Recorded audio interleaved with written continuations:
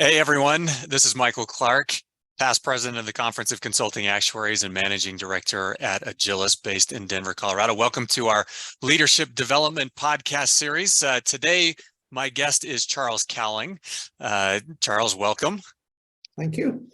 I wanted to give a little bit of a bio here on Charles. Charles is currently the chief actuary at Mercer in the UK, based in Manchester, England. He is a council member of the Institute and Faculty of Actuaries and is the current president-elect of the International Actuarial Association, set to become president on January 1st. We're going to talk more about the IAA during our conversation today. But a couple of other interesting tidbits about Charles. If you follow him on LinkedIn, you will have seen that he was recently ordained a deacon in Carlisle Cathedral and serves in the heart of Westmoreland mission community. Congrats on that, Charles. That's Thank you. A nice accomplishment. And something Charles and I were chatting about this a little bit as well, because there's another thing on his LinkedIn profile that caught my attention. About 10 years ago, he was signed up to run 10 marathons in 10 days and correct me on the pronunciation here, but Brathay Trust. Yep, that's it. That's the one. And did you do it? 10 marathons, 10 I got days? There. Somewhat exhausted at the end of it, but yes, 10 marathons in 10 days was a major challenge, but also a wonderful one for finding out what one is capable of achieving. And this is partly why I'm really excited about our conversation today. When you look at a lot of Charles's background, there's more to him than just being an actuary, and so I'm excited to hear more about some of his experiences in the past and how that's shaped him as an actuary and as a leader within the profession today. Charles, I want to start with, just for people that don't know you, take a few minutes, talk to us about your career path. What led you to become an actuary? What led you to become chief actuary at Mercer in the UK? Yeah, sure. So I probably started off as many other actuaries did.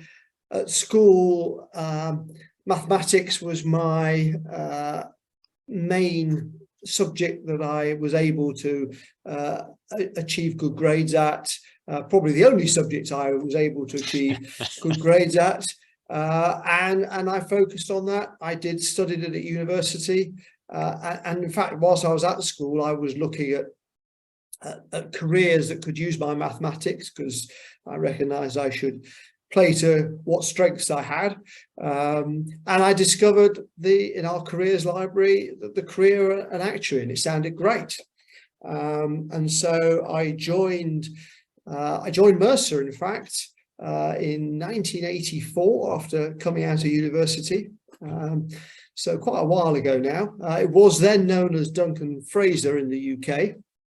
It was soon to become known as Mercer a little while later.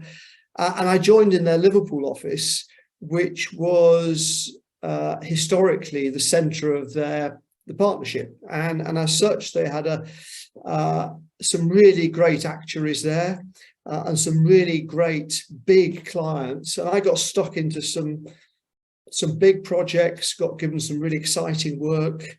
I was given scope and encouraged to innovate and introduce new ideas.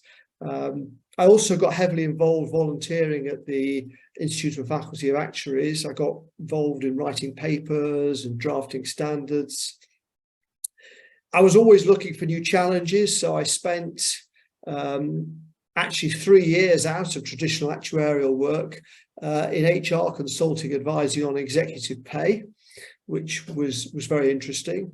I went back into pensions and started recognising that there were major conflicts in the UK, at least, between trustees of pension plans and employers. And I started to build a business that was focused on advising employers on how to manage their pension arrangements. As those conflicts grew, I saw the need to set up an entirely separate business. And in fact, I left Mercer in 2006 to establish a corporate consulting business within what was then JLT, Jardine Lloyd Thompson. I also ran JLT's investment business for a while, but then I returned to Mercer in 2019 when Mercer acquired JLT. So I, full circle, I was back. But I guess a combination of some of the client work I was lucky to do, a lot of the work I'd done with the Institute and Faculty of Actuaries and the research that I'd done, my varied background of work in investment and in HR consulting, quite a lot around professionalism, just made me a more chief actuary suited what I was interested in doing. I'd long decided that running a P&L and running the commercial side of the business wasn't as interesting for me as the professional and technical and development side. So yeah, I ended up as chief actuary, which is, you know, dream job as far as I'm concerned. No, that's great. So you said something early on that I wanted to just maybe touch on for a little bit more. Some of these opportunities that came your way, whether it was through volunteering with the Institute and Faculty of Actuaries or some of the internal opportunities that you had, were those things that you were seeking out? Were people coming to you? Like, how did some of those things come about? So a bit of both. So some of it was very much me looking for opportunities. So I made a big effort to get involved in debates at the Institute and Faculty. I made an effort to link in with people who were writing new stuff. I was keen always to go to conferences to hear the latest actuarial thinking. But I was also lucky that I joined an office that had a large number of very significant clients who were much more open to new ideas, because that they sort of saw their actuary as more than somebody that would just churn out the standard numbers. They wanted to be stretched and given things to think about and develop. So and the actuaries I was working with, they were both very good, but also very encouraging. So I was encouraged to sort of develop new stuff with clients, and therefore it was a bit of both. I had the opportunity, but I also went out looking for it. Interesting. When you think back, I mean, you mentioned you've been at this now for a few decades. What have been some of the biggest challenges that you've faced, and kind of on the flip side, some of the biggest rewards from the direction you've taken your career?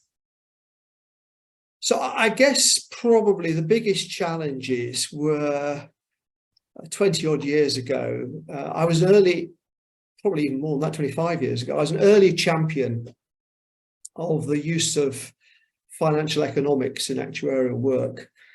So back in 2000, I advised the trustees of the huge Boots pension plan in the UK to switch entirely out of equities and into matching bonds. And then after that, in 2004, I co-wrote a sessional paper for the Institute and Faculty of Actuaries, suggesting that most, if not all, pension plans should follow suit.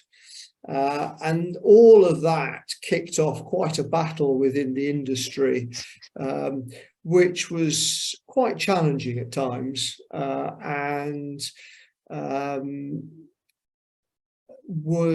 had its difficulties, as well as being, I found it very exciting to be challenging established thinking, albeit that you learned a lot along the way about how to do that sort of thing. And you also, when you're quite young, and you think you know it all, tend to approach things that perhaps with a bit of extra experience, I might have been a little calmer in some of the things that I said and did at the time. But I guess I was one of a few people that were trying to shake up things, and that was very challenging. In terms of the flip side, I guess the thing I've got the biggest kicks out of has just been working with some great people. I've loved being an actuary. It's been a great job as far as I'm concerned, and I've just had so many opportunities to work with really interesting people, particularly actually since I got involved with the IAA, actuaries around the world, and you really realise that there are very different ways of approaching similar problems, and it's really eye-opening and exciting to see what different actuaries are doing in different parts of the world, and some of the opportunities that exist. And that's been a real privilege and a huge pleasure for me. Yeah, going back to when you were talking about some of the challenges there with implementing those liability-driven investment solutions, and one of the thoughts that came to mind is that really experience can be the greatest teacher that we have, which is why, at least in my opinion, we should never shy away from those opportunities to try something new, even if we don't feel 100% qualified, because you are going to learn along the way. You learn most from your mistakes. I mean, that's not to say you should deliberately go out and try, but if you don't try and fail, then probably you're not trying hard enough. Yeah, that's a very good point. And I'll second what you said too about being able to interact with other actuaries from different firms, different parts of the world, and hearing what they're doing and experiencing it. I find that to be intellectually stimulating as well. Yeah, most definitely. All right, so if you could go back to your 20-something-year-old self back in the 1980s and give yourself some advice, what would that be? Oh, interesting. So I reckon I'm pretty happy with most, if not all, of my career and life decisions. I don't think I really want to change any of it. So in terms of advice around that, probably not very much. But I think if I were to advise my younger self, it would be, and this is with all the decades of extra experience, to emphasize that the world is a risky place.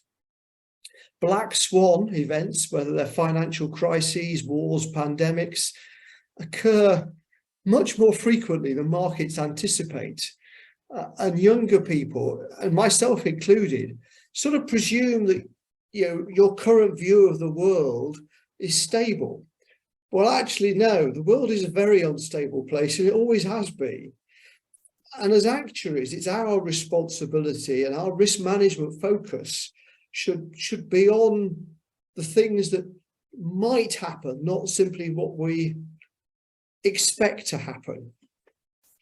And I guess too, I would add to all of that, go away and really take to heart